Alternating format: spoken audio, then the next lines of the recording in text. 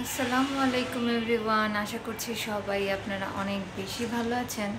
আমিও আলহামদুলিল্লাহ আপনাদের দোয়ায় অনেক ভালো আছি। সো আগেই আমি আপনাদেরকে সরি বলে নিচ্ছি, আমার বাসার পাশেই কনস্ট্রাকশনের কাজ চলছে।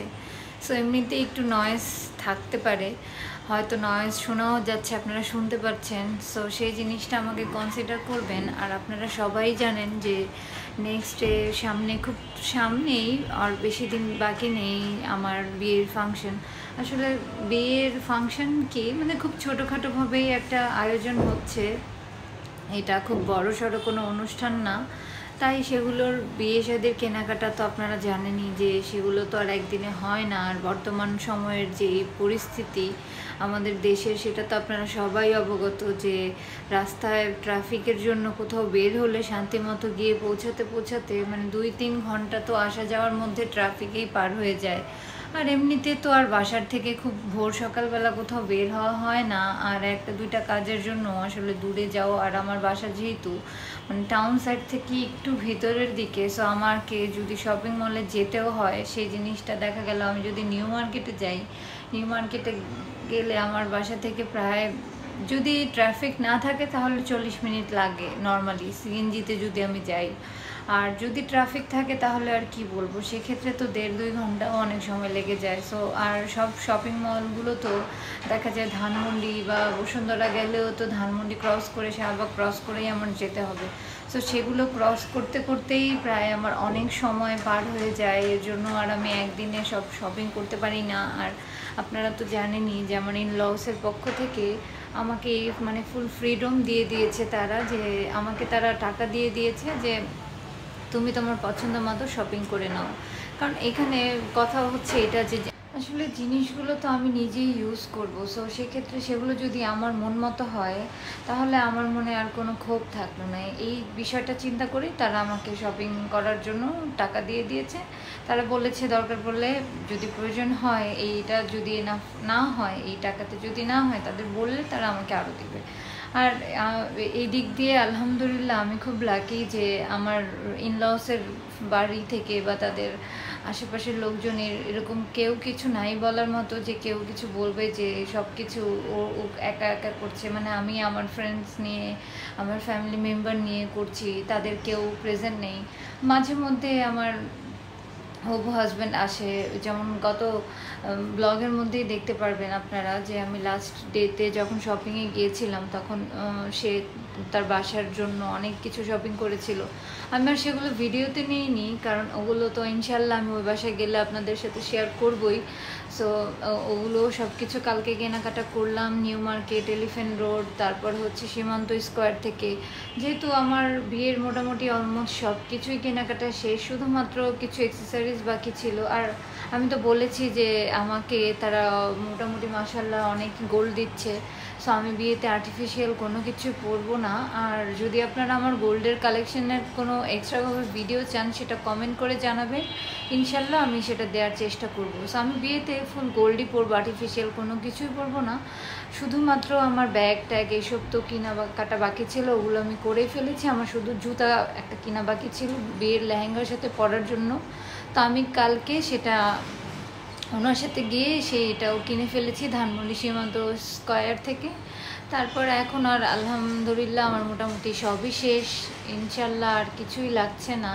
তারপরে দেখা যাক কি হয়, শেষ বলেও তার শেষ হয়। সো আপনারা ফুল ব্লগটি দেখতে থাকেন। একটা মাছি আমাকে খুব ডিস্টার্ব করছে, জানি না আমাদের বাসায় মানে কেন এত মাছি। এত পরিষ্কার পরিচ্ছন্ন রাখার চেষ্টা করি সব কিছু, তারপরেও প্রচুর মাছি। যাই হোক, তো ফুল ভিডিওটা দেখতে থাকুন। আর প্লিজ আমার চ্যানেলটিকে আপনারা সাবস্ক্রাইব করে দিবেন। আপনারা সবাই আমার ভিডিওগুলো দেখেন, বাট কেউ আমার চ্যানেলটিকে সাবস্ক্রাইব করেন না। এই জিনিসটা আমাকে খুব কষ্ট দেয়। আমি আপনাদের জন্য, হ্যাঁ ঠিক আছে, আমার নিজের জন্য আমার কাছে ভালো লাগে ভিডিও মেক করে সেগুলো ইউটিউবে পাবলিশ করলে, এগুলো আমি মনে করি মেমোরিজ আকারে থেকে যাবে আমার লাইফে।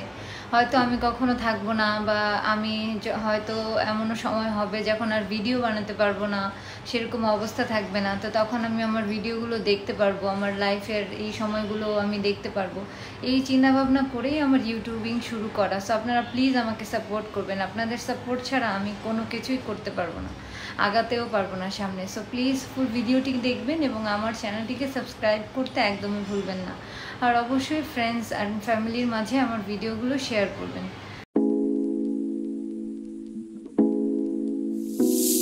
ছোটো বোন এখন চা বানিয়ে এনেছে, বাগরখানি এনেছিলাম আমি কালকে, আপনারা দেখেছেন ব্লগে। ওই বাগরখানি দিয়ে আমরা এখন চা খাবো। চায়ের কালারটা খুব সুন্দর হয়েছে, এখন খেলে বোঝা যাবে। আমি আর সেদিন কোনো কিছুই শ্যুট করতে পারিনি, তো পরের দিন সকাল থেকেই আমি আমার এই ব্লগটি শুরু করছি। আমার আজকের প্ল্যান হচ্ছে, আমি জিম তো মিস দিবই না, কারণ আর বিয়ের বেশি দিন বাকি নেই। জিম যদি এখন কন্টিনিউ না যায় তখন দেখা যাবে যে ফিটনেসটা নষ্ট হয়ে যাবে আর বেলিও অনেক বেড়ে যাবে, যেহেতু প্রচুর পরিমাণে খাবার খাচ্ছি। আর আমার আম্মু এটা সেটা খুবই, যেগুলো আমার খুব পছন্দ সেই খাবারগুলোই রান্না করছে। সে বলছে আর বেশি দিন তো নেই, তাহলে তোমার যেটা ইচ্ছা, তোমার যা পছন্দ আমি সেগুলোই করে খাওয়াবো। সো সেই দিক থেকে আমি ডায়েটটাও প্রপারলি ফলো করতে পারছি না, তাই জিম আমি একদমই মিস দিতে চাচ্ছি না। তো দেখেন বন্ধুরা, এত বৃষ্টি হয়েছে যে কি বলবো, এই বৃষ্টির পানি ভেঙে আমি তারপরেও জিমে যাচ্ছি।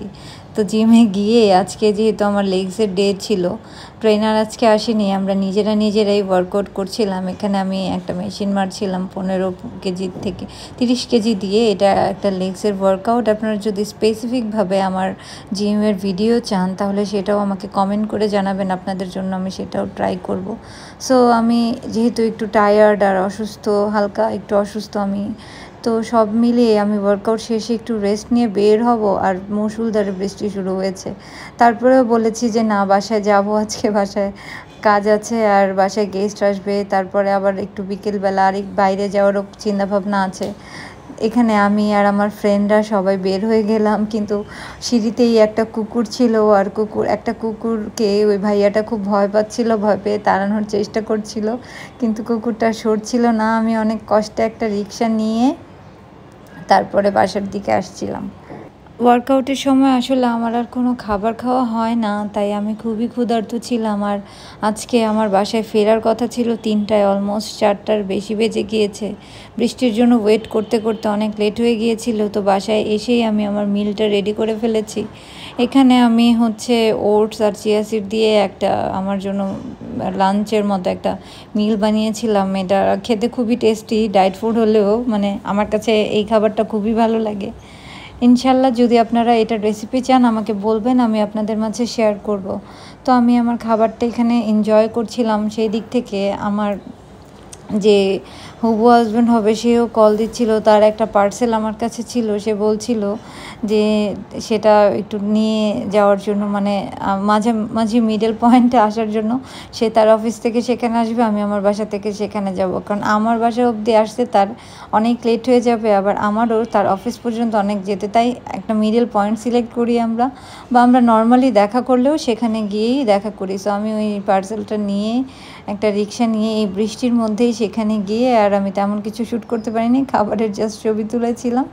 তারপরের দিন সেদিন তো আসতে আমার অনেক লেট হয়ে যায়। তারপরের দিন সকালবেলা আমি যে চা রান্না করলাম, এখানে আমার আম্মু কী অবস্থা করে রেখেছে চুলার, আপনারা দেখে নেন, আমাকে কিছু বলবেন না, কারণ এগুলো সব কিছু আমার আম্মুর কাজ।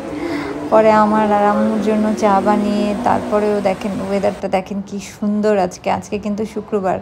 যাই হোক, তারপরেও বৃষ্টির মধ্যে বৃষ্টি, কি বলবো, ওই 2-3 দিন যাবৎ বৃষ্টি দেখতে দেখতে পাগল হয়ে গিয়েছে, এখন আর বৃষ্টি ভালো লাগছে না। যাই হোক, তারপরে আমাকে ফোন দিয়ে বলল যে চলে আসো, যা টুকটাক কেনাকাটা বাকি আছে আজকের মধ্যেই সেরে ফেলবো। এই চিন্তা ভাবনা করেই আমি আমার বাসার সামনে থেকে সিএনজি নিয়ে এই সীমান্ত স্কোয়ারের সামনে নামলাম। তো নেমে ফার্স্টে তার শার্ট টার্ট এইসব কিনবে। সো সেখান থেকে সীমান্ত এই সোমবার থেকেই ভিক্টর নামে একটা শপ আছে, মেন্স ওয়ার্ল্ডেরই একটা ব্রাঞ্চ। তো সেখান থেকে ওর কেনাকাটা সেরে আমি এখান থেকে এসে জুতা কিনে তারপরে আমরা এখান থেকে সবসময় কোল্ড কফি খাই। সেদিন টুকিটাকি অনেক কাজ সেরে ফিরতে ফিরতে আমার অনেক লেট হয়ে গিয়েছিল। সো এই হলো আমার লাস্ট 2 দিনের ব্লগ। আপনাদের কাছে কেমন লেগেছে অবশ্যই কমেন্ট করে জানাবেন, এবং কোনো কিছু জানার থাকলে সেটাও কমেন্ট করে জানাবেন। আমি অবশ্যই আপনাদের কমেন্টে রিপ্লাই করব, আর আমি আপনাদের কমেন্টের অপেক্ষায় থাকবো। সো আমার চ্যানেলটিকে সাবস্ক্রাইব করে দিতে একদমই ভুলবেন না। Thank you for watching. আল্লাহ হাফেজ। আপনারা সবাই অনেক ভালো থাকবেন।